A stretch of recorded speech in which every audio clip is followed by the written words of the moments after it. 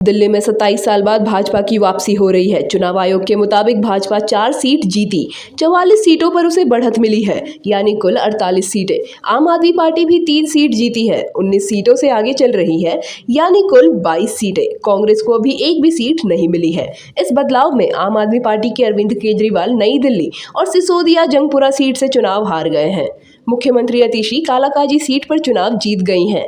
सत्येंद्र जैन भी चुनाव हार गए हैं। दिल्ली में भाजपा मुख्यालय पर जश्न जारी है। वहीं भाजपा की इस ऐतिहासिक जीत पर राजनीतिक पार्टियों की प्रतिक्रिया आनी शुरू हो चुकी है।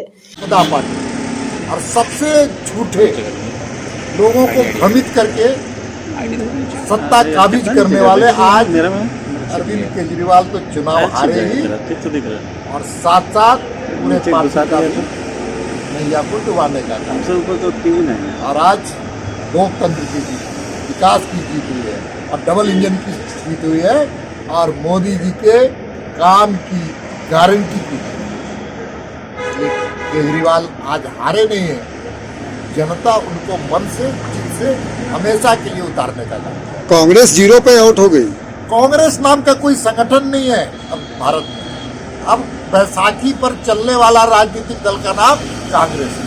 शराब मुद्दा महावीर है दिल्ली में या फिर जो यमुना का मुद्दा, कौन से मुद्दा पे? देखिए, भ्रष्टाचार और विकास को अवरुद्ध करना, वहाँ की जनता के मन में बदलाव की भावना पैदा हुआ और इस परिवार का परिवर्तन नरेंद्र मोदी जी के गारंटी पर।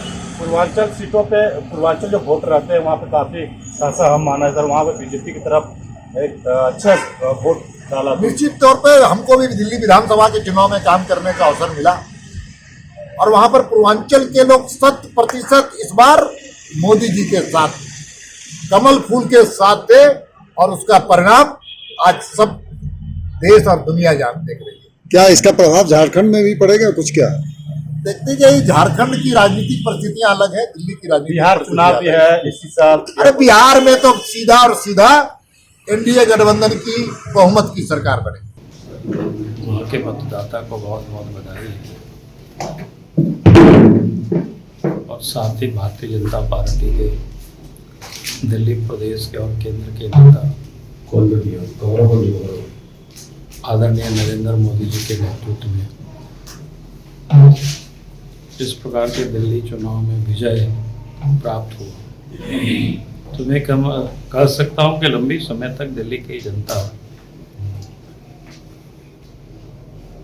धोखे खा रहे थे, झूठा आश्वासन उनको मिल रहा था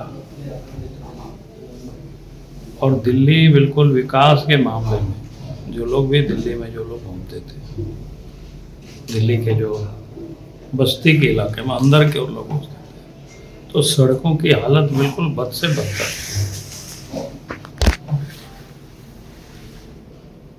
तो लोग एक प्रकार से तंग आ चुके थे और फिर दिल्ली में जो करप्शन था, जिस प्रकार से इन्होंने भ्रष्टाचार किया था, खास करके पिछले दिनों वहाँ शराब के जो घोटाला, जिस घोटाला के कारण लंबी समय तक कई लोग, अरविंद केजरीवाल भी जेल में रहे, मनीष सिसोदिया भी जेल में रहे। तो आज जनता ने एक प्रकार से दिल्ली को आपदा मुक्त किया है।